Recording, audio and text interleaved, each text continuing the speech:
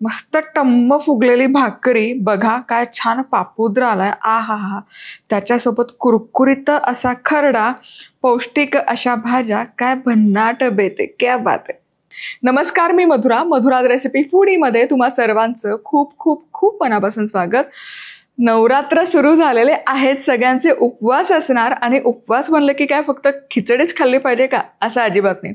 पौष्टिक असं म्हणजे 9 माझेही 9 दिवसांचे उपवास असतात, त्यामुळे खिचडी फार हद्दपार असते. शक्यतो वरईचा पदार्थ, आमटी भात किंवा मग भाजी भाकरी असा आहार असतो. तर मग म्हणलं की भाजी भाकरीच दाखवूयात आणि वेगवेगळ्या प्रकारच्या भाज्या दाखवूयात ज्या नवरात्रीमध्ये तुम्ही खाऊ शकता. आपलं मधुराज रेसिपीचं नवीन कोरं करकरीत प्रीमियम क्वालिटीचं स्टेनलेस स्टीलचं चॉपिंग बोर्ड आलेलं आहे. मध्यम आकाराचं आहे, वापरण्याकरता सोयीचं आहे, त्याचबरोबर स्टोअर करण्यासाठी सोयीचं आहे आणि पटकन क्लीन करण्यासाठी पण उत्तम आहे. पटकन ऑर्डर करा.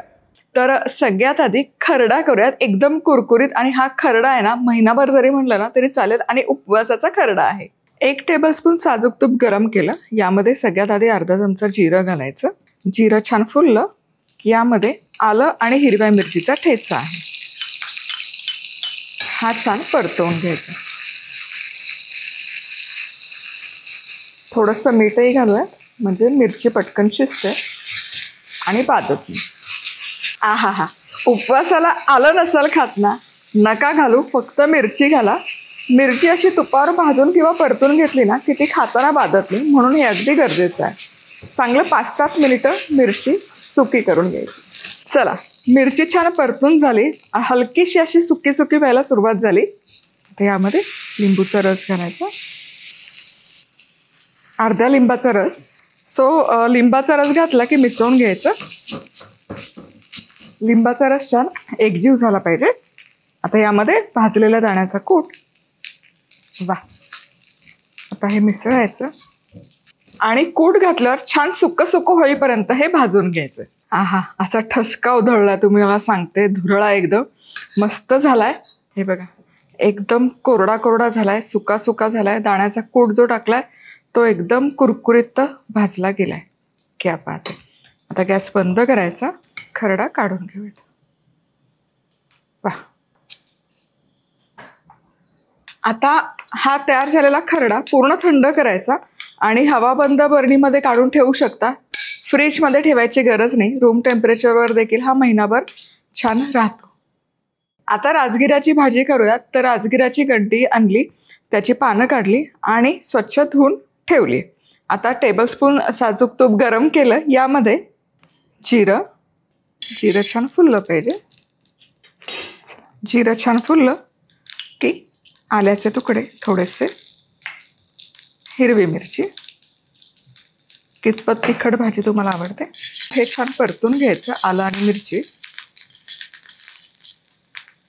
मिरची अशी तुपावर परतून घेतली, तेलावर परतून घेतली की ती खाताना बाधत नाही, म्हणून हे अगदी गरजेचं. त्याचा स्वाद पण मस्त उतरतो, बहारदार. आणि आल्याचा इतका खमंग सुवास दरवळतो, त्यामुळे आलं तुम्ही खात असाल उपवासाला तर जरूर वापरा. चला, आता राजगिरा घालूयात.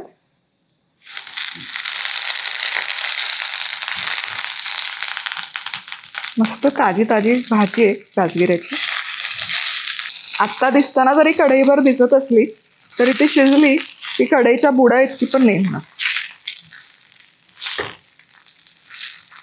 2च मिनिटं झालेत आणि ही भाजी बघा ऑलरेडी ते शिजायला सुरुवात झाली आहे आणि अशी आकसून जाते, शिजते तशी. झाकण न ठेवता आणखी 4-5 मिनिटं शिजवायची. पालेभाजी आहे ना, कधीच झाकण ठेवून नका शिजवू. झाकण ठेवून शिजवली की ती काळपट होते. कुठल्याही पालेभाजीत लिफी व्हेजिटेबल ज्यात असतं त्यामध्ये व्होलेटाईल ॲसिड्स असतात. ते जर बाहेर नाही निघाले, हवेमध्ये नाही विरून गेले तर ते कढईतच राहतात. भाजीला रंग पण बदलतो आणि त्याचा असा वेगळा एक गंध पण त्यामध्ये मिसळला जातो. त्यामुळे झाकण न ठेवता कुठलीही पालेभाजी शिजवा. आणि मीठ घालायची गडबड अजिबात करायची नाही. मीठ आपण जरा ही शिजत आली की सगळ्यात शेवटी घालूयात, कारण ही आकसत जाते, शिजते तशी आणि मग मिठाचा अंदाज चुकतो. त्यामुळे थोडी आणखी शिजू दे, मग आपण मीठ घालूया. जेमतेम 5 मिनिटं झालेत, भाजी शिजत आली. ही राजगिरा भाजी शिजताना ना इतका कमाल सुवास तरवळतो, मला प्रचंड आवडते ही भाजी. आता यामध्ये चवीनुसार मीठ घालूयात, मिसळायची.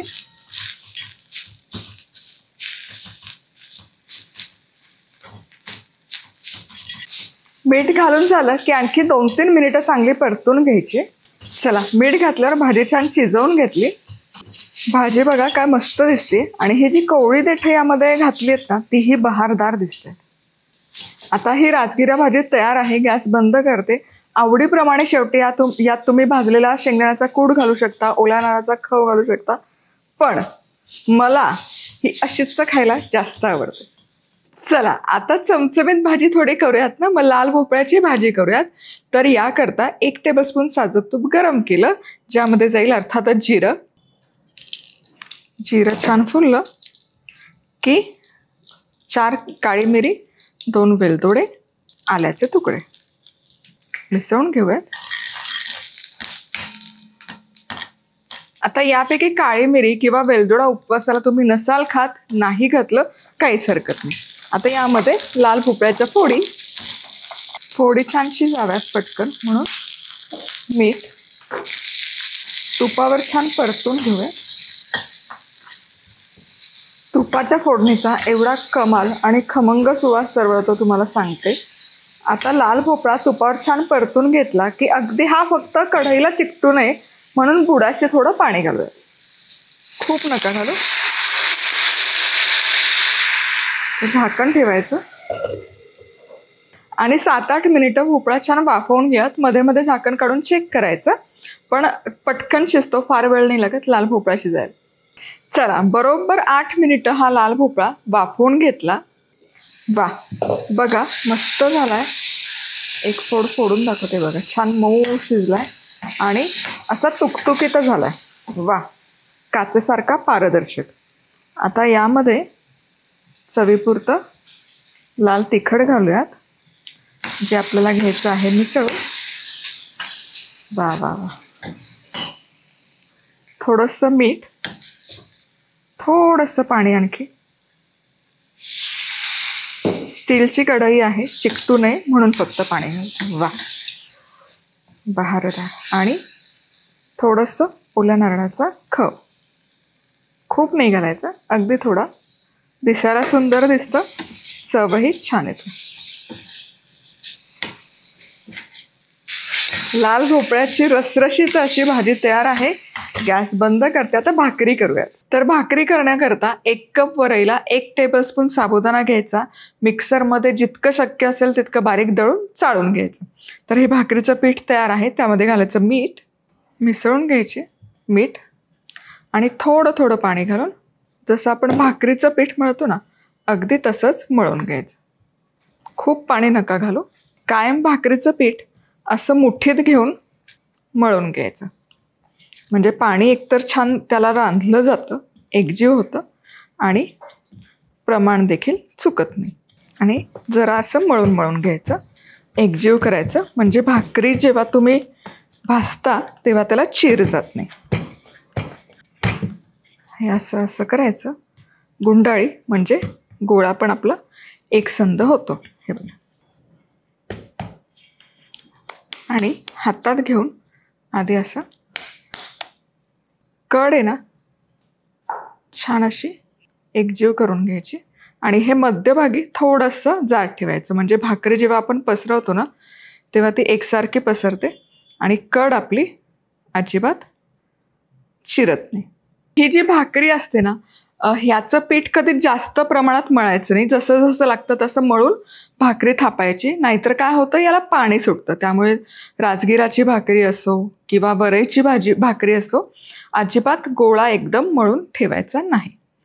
आता सुकं पीठ घ्यायचं घालून आणि भाकरी थापून घ्यायची.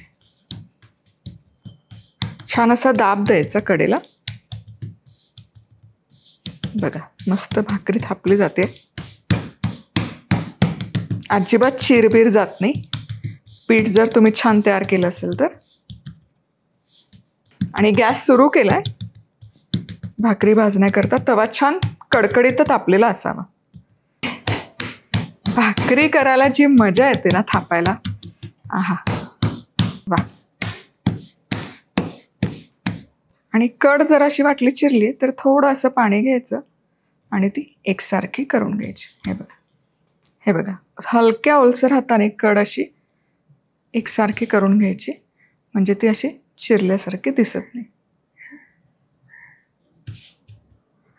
चला भाकरी छान थापून झाली. हे बघा जितकी जमेल तितकी अशी पातळसर थापून घ्यायची. आता भाकरी उचलून ज्या बाजूला पीठ लावलं ती बाजू वर आणि वरची बाजू तव्यावर अलगद हाताने उचलायची. वा. आणि तव्यावर घातली की यावर पाणी घालायचं आणि सगळ्या बाजूने असं पाणी लावून घ्यायचं. छान असं पाणी पसरवून घ्यायचं कडेकडेला. भाकरीच्या वरच्या बाजूला लावलेलं पाणी हलकंसं सुकायला लागलं की लगोलगी उलटवून घ्यायची. आता भाकरी आहे ना, पाणी लावलेली बाजू तव्यावर गेली की उलटवायची अजिबात गडबड नाही करायची. मोठ्या आचेवरच भाजून घ्यायची आणि हलकी सगळ्या बाजूने भाजत आली की मग उलटवायची. चला एक बाजू छान भाजली आहे पाणी लावलेली, आता अलगद हाताने उचलायची. दुसरी बाजू पण छान भाजून घ्यायची. आता ही बाजू घातली की बघा कशी टुम्मकन भाकरी फुगून वर येते. वा वा वा वा, क्या बात आहे. अशी फुगलेली भाकरी ना म्हणजे स्वर्ग सुख आहे. आणि ही मोठ्या आचेवरच भाजायची. वा वा वा, काय दिसतीये भाकरी, कमाल. आणि जर असं वाटलं कड थोडी कच्ची आहे तर ही देखील अशी पचवून घ्यायची तव्यावरच. आहा, चला मस्त गरम गरम भाकरी वरायची. क्या बात आहे.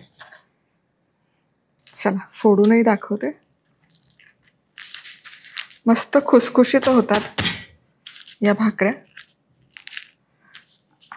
पापुद्रा बघ दाखवते. आणि मेन याचं आहे ना, पापुद्रा खूप कमाल येतो. हे बघा, आहा हा, क्या बात आहे. वा वा वा, बघा आतपर्यंत अशी पातळ झाली. पापुद्रा काय आलाय, क्या बात. वा. चला याचा पण दाखवते. दुसऱ्या भाकरीचा कडेपर्यंत भाजली जाते आणि पापुद्रा बघा अगदी कागदासारखी झाली की नाही भाकरी. वा वा वा.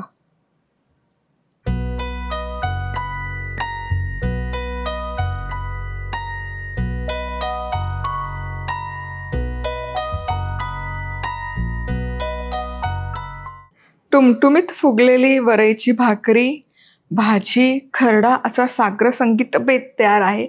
जबरदस्त लागतो. पटकन सबस्क्राईब करा. पुन्हा भेटूयात.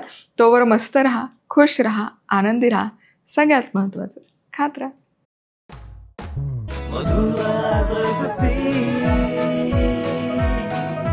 मधुराज रेसिपी, महाराष्ट्राची अस्सल चव.